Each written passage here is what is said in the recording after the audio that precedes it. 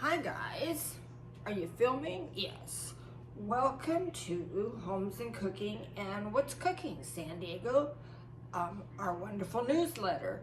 So happy Thanksgiving-ish, almost there.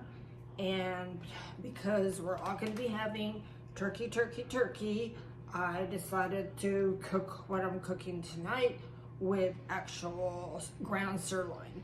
Because I cook with so much ground turkey, it's like I really should be clucking.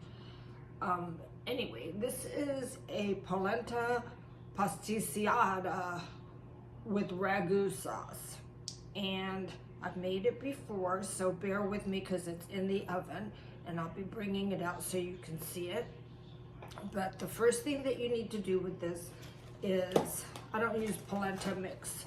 I use cornmeal that evidently now comes from Mexico. So we're eating cornmeal that makes corn tortillas. So how bad can that be? So you take this cornmeal and you boil, and I'm gonna have a picture of the actual cornmeal. This is like some slices of it because it really is polenta, and if you saute this, it's delicious. The little Parmesan on top. But we're not doing that tonight. We're not sauteing it. So you take 8 cups of water and boil it. Then very slowly you drizzle in, and I put a little olive oil in, and I'll put all this in the Homes and Cooking website so you have the exact measurements. I put in a little bit of olive oil. Then you stir in the cornmeal really slowly so you don't get a bunch of lumps. Lumps are not good. So you just stir. Takes about 10 minutes.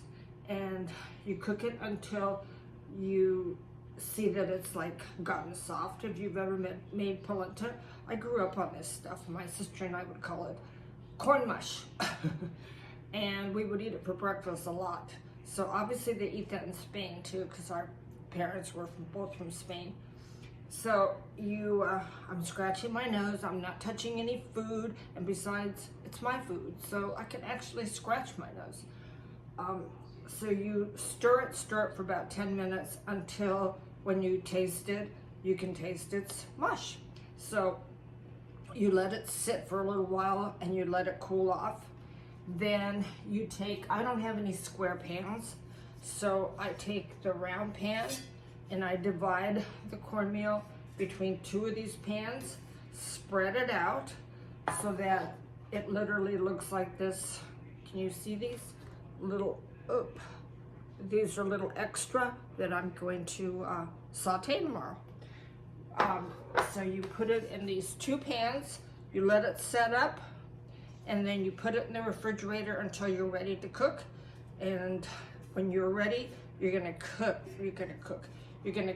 each one of these into 1, 2, 3, 4 slices.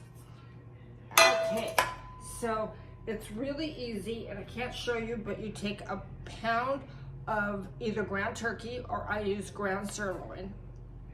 But before you do anything with that, you take 1 celery stalk, 1 carrot stick, 1 onion. We all know what these look like.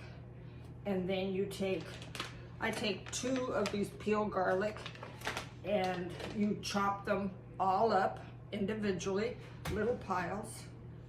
You take onion pile, carrot pile, celery pile, and little garlic pile. So when you have those all cut up, you take a nice big saucepan, about this size. I have saucepans hanging all over me, but about this size. And then you take 2 tablespoons of unsalted butter, and then 2 tablespoons of extra virgin olive oil. I've been using the olive oil from Whole Foods, the 365, and it's really good. And it keeps me from having to go down to Old Town in San Diego because there's no parking. So 2 tablespoons of extra virgin olive oil. You let that melt down until it's a little bubbly. Then you put in the onions, the carrots, and the celery, and saute those until they're soft, but not burnt, okay? and not brown, just until they're soft. you have to keep an eye on it. It's probably about 6 or 7 minutes, but if you keep stirring, they'll be perfect. So when they're all done, then you put in, and that's the only thing I can't show you because it's in the oven, a pound of ground turkey, or I use ground sirloin because it was the lowest beef in cholesterol and fat.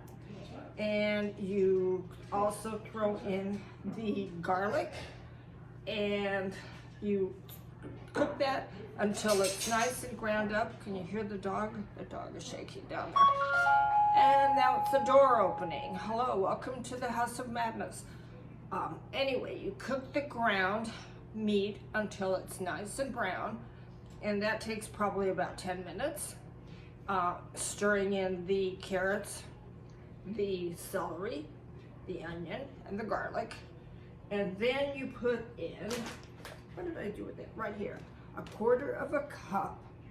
And I just use this cooking wine. I've talked about it before. You can get a 6-pack at Vons. Don't get it like at expensive stores. Just go, well, not that Vons is cheap anymore, but 1/4 cup of some dry wine. This is Cabernet.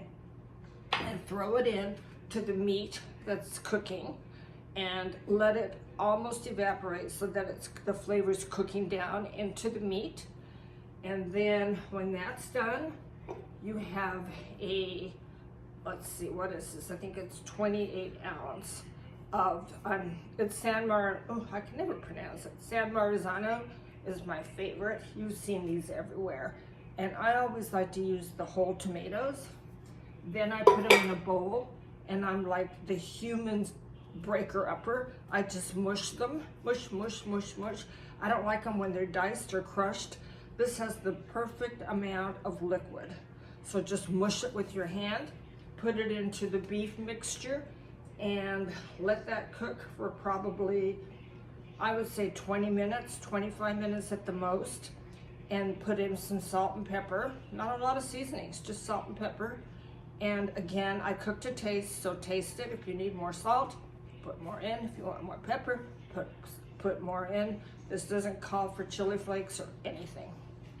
So let that cook, and when that's done, you're gonna take a little round, I think it's 8 ounces of mozzarella, and cut it in slices, put it aside. And you're gonna take 1/4 cup of Reggiano Parmigiano, and you grate it, about 1/4 of a cup, and then you're going to put the polenta slices. Hi, Finny, he's looking for food. Put the polenta slices. I'll show you the dish in I used a small lasagna pan. Put them in the bottom, and I crisscrossed them so that they're not square, but they fit perfectly. And then you're gonna put half of the meat mixture on top of that with probably 4 slices of the mozzarella, no Parmigiano yet. And then you're gonna put the second layer of the polenta, again, crisscross them so they fit perfectly. And you're gonna put the rest of the mozzarella slices on top, and then the 1/4 cup of Parmigiano, and just sprinkle it on top. Then you've had the oven warming, heating up at 400 degrees, and you're going to put, it right in the oven. I hope you can't hear the TV in the other room because I'll have to do this again. And I'm gonna show you, let me walk back here.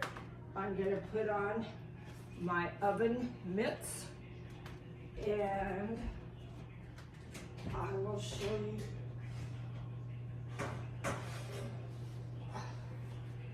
I will show you how beautiful this polenta casserole is. Isn't that gorgeous? Can you see it? It's really, really pretty. It's gonna burn my hands at any time. So there it sits, and I'm gonna let it cool down a little bit, and it's gonna be yummalicious. So to all of you, thank you so much for watching. Happy Thanksgiving again. And I swear, make this, it's so easy. And I always say that about my recipes because I think easy is really a good thing. And you'll love it. And if you have any questions about real estate, because everyone's got questions about real estate. We just closed an escrow and it was challenging, but it went by smoothly, and the challenges are like nothing these days.